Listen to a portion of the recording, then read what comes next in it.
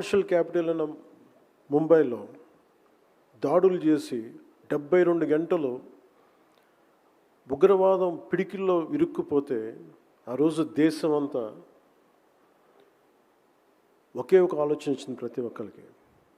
అంటే ఒక పట్టుమని 10 మంది ఉగ్రవాదులు వచ్చి ఇంత శక్తివంతమైన ఒక మిలిటరీ సత్తా ఉన్న దేశాన్ని మనం బిగించచ్చా అంటే అది చాలా చాలా ఇబ్బంది కలిగజేస్తుంది. అంటే ఏంటి, దీనికి కారణం ఏంటి?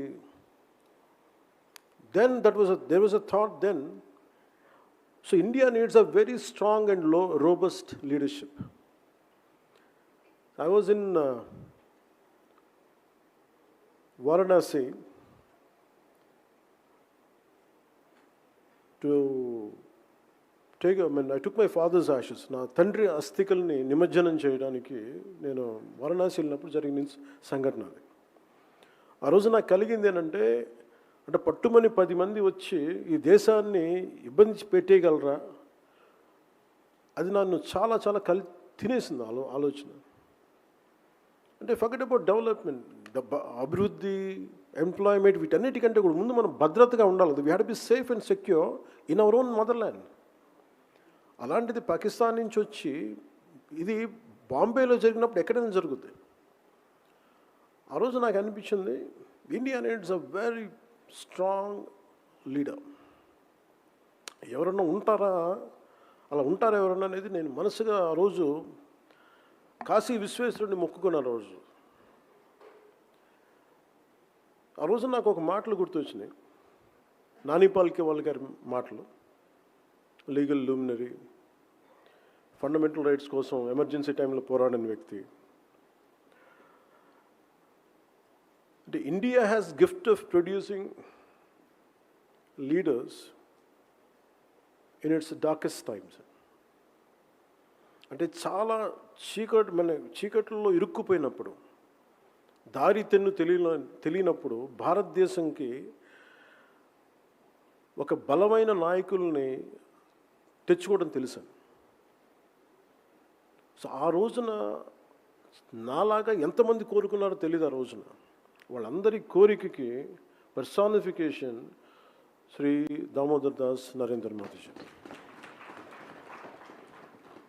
మీరు చూడండి, తర్వాత ఎన్ని అవాంతరాలు వచ్చినా, ఎన్ని మనకు సర్జికల్ స్ట్రైక్స్ వచ్చినా, ఎన్ని రకాలు వచ్చినా ఎంత బలంగా ఎదుర్కోగలిగాం. నేను ఎందుకు అంత బలంగా ఆయన మద్దతు ఇస్తానంటే, because for me country, nation is first. నా దేశం చాలా ముఖ్యం.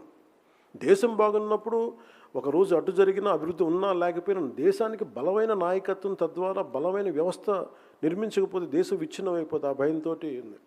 సో అందుకని దీన్ని ఫస్ట్ రెజల్యూషన్ కింద ఈ సేనా ప్రస్థానం ఫర్ నేషనల్ ఇంటిగ్రిటీలో ముందు నరేంద్ర మోదీ గారికి ఎందుకు దీన్ని రెజల్యూషన్ 1 పెట్టామంటే దీనికి కారణం అది.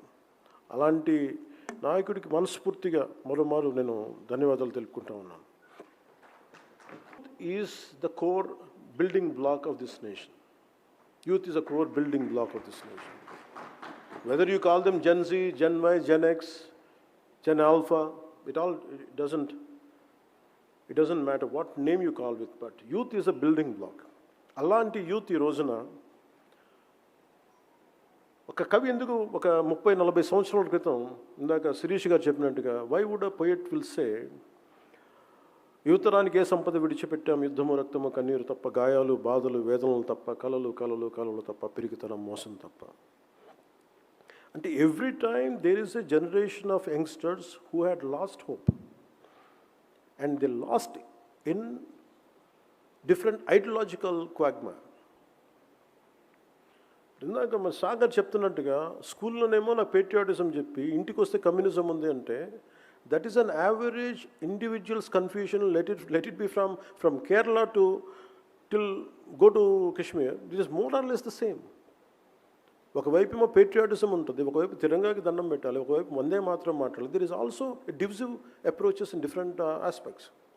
So this is always a confusion to any individual, right from when I was a youngster and even to current generation. Andukani the only thing which holds this youth is be aware of yourself.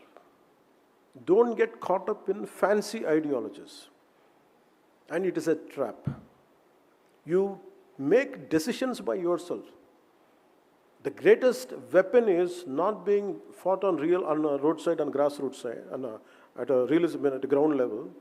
They are being fought with your mind in the name of social media. Social media ni ela vaadtunarante, they are saying that they're playing a very divisive battle with your mind. The Gen Z and the current generation has to rethink, re-evaluate. Delhi had seen umpteen number of protests. Kani, real protests, even if I look at Arab Spring, entire youth road medaku vacharu, bayatiki vacharu. But who won the elections? It is not youth. It is conventional political parties who had won it. They know how to capitalize and how to capture your energy and take it to the logical end. Youth eppudu gelavaru. That's why youth has to associate with a great logic and commitment. Antegani blindly don't follow someone comes with certain fancy names today and don't fall for them. This is very, very important in the current day context. Even when I was young, I too had a great deal of anger and restlessness within me. But I learned an important lesson. Nothing changes through anger alone. However, when that same anger is given the right direction, it becomes a force capable of transforming society and the nation. ఇది ఎందుకు చెప్తున్నా అంటే, it's like the kind of, you imagine, take an example of crude oil. If it is refined and processed correctly, it becomes fuel that powers the world.